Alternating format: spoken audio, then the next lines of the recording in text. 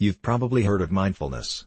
These days, it's everywhere, like many ideas and practices drawn from Buddhist texts that have become part of mainstream Western culture.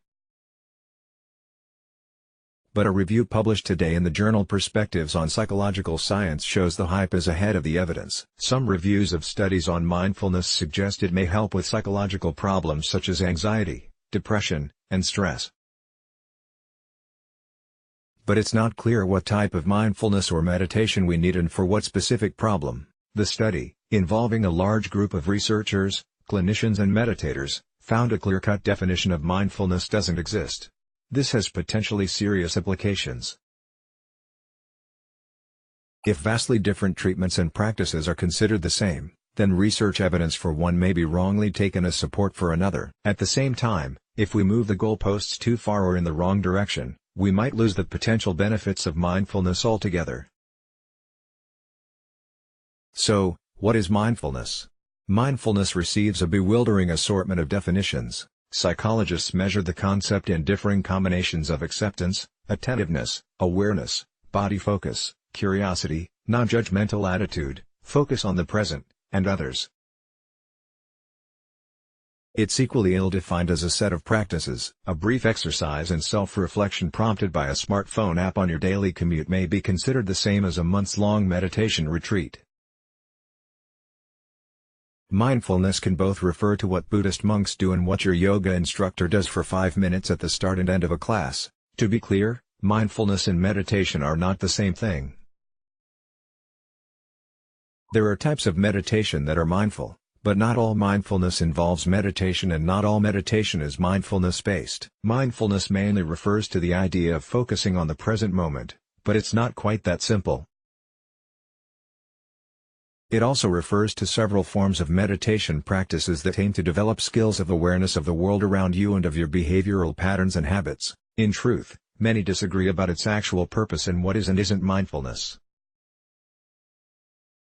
Mindfulness can both refer to what Buddhist monks do and what your yoga instructor does for 5 minutes at the start and end of a class. From Shutterstock.com. What's it for? Mindfulness has been applied to just about any problem you can think up, from relationship issues, problems with alcohol or drugs, to enhancing leadership skills. It's being used by sportsmen to find clarity on and off the field, and mindfulness programs are being offered at school. You can find it in workplaces, medical clinics, and old age homes. More than a few popular books have been written touting the benefits of mindfulness and meditation. For example, in a supposedly critical review, Altered Traits, Science Reveals How Meditation Changes Your Mind, Brain, and Body, Daniel Goleman argues one of the 4 benefits of mindfulness is improved working memory. Yet, a recent review of about 18 studies exploring the effect of mindfulness-based therapies on attention and memory calls into question these ideas. Another common claim is that mindfulness reduces stress, for which there is limited evidence. Other promises, such as improved mood and attention, better eating habits, improved sleep, and better weight control, are not widely supported by the science either. And while benefits have limited evidence, mindfulness and meditation can sometimes be harmful and can lead to psychosis, mania, loss of personal identity, anxiety, panic, and re-experiencing traumatic memories. Experts have suggested mindfulness is not for everyone, especially those suffering from several serious mental health problems such as schizophrenia or bipolar disorder. Research on mindfulness. Another problem with mindfulness literature is that it often suffers from poor research methodology. Ways of measuring mindfulness are highly variable, assessing quite different phenomena while using the same label. This lack of equivalence among measures and individuals makes it challenging to generalize from one study to another. Mindfulness researchers rely too much on questionnaires, which require people to introspect and report on mental states that may be slippery and fleeting. These reports are notoriously vulnerable to biases. For example, people who aspire to mindfulness may report being mindful because they see it as desirable, not because they have actually achieved it. Evidence calls into question claims that mindfulness can help with memory. From Shutterstock.com. Only a tiny minority of attempts to examine whether these treatments work compare them against another treatment that is known to work, which is the primary means by which clinical science can show added value of new treatments. And a minority of these studies are conducted in regular clinical practices rather than in specialist research contexts. A recent review of studies, commissioned by the U.S. Agency for Healthcare Research and Quality, found many studies were too poorly conducted to include in the review and that mindfulness treatments were moderately effective, at best, for anxiety, depression, and pain. There was no evidence of efficacy for attention problems, positive mood, substance abuse, eating habits, sleep or weight control. What should be done? Mindfulness is definitely a useful concept and a promising set of practices. It may help prevent psychological problems and could be useful as an addition to existing treatments.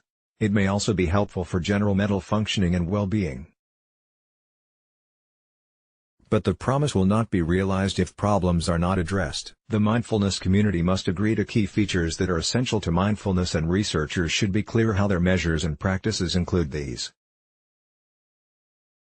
Media reports should be equally specific about what states of mind and practices mindfulness includes, rather than using it as a broad term. Mindfulness might be assessed, not through self-reporting, but in part using more objective neurobiological and behavioral measures, such as breath counting. This is where random tones could be used to ask participants if they are focused on the breath, press left button, or if their mind had wandered, press right button. Researchers studying the efficacy of mindfulness treatments should compare them to credible alternative treatments, whenever possible. Development of new mindfulness approaches should be avoided until we know more about the ones we already have. Scientists and clinicians should use rigorous randomized control trials and work with researchers from outside the mindfulness tradition. And lastly, mindfulness researchers and practitioners should acknowledge the reality of occasional negative effects. Just as medications must declare potential side effects, so should mindfulness treatments. Researchers should systematically assess potential side effects when studying mindfulness treatments. Practitioners should be alert to them and not recommend mindfulness treatments as a first approach if safer ones with stronger evidence of efficacy are available. Let's block ads. Why?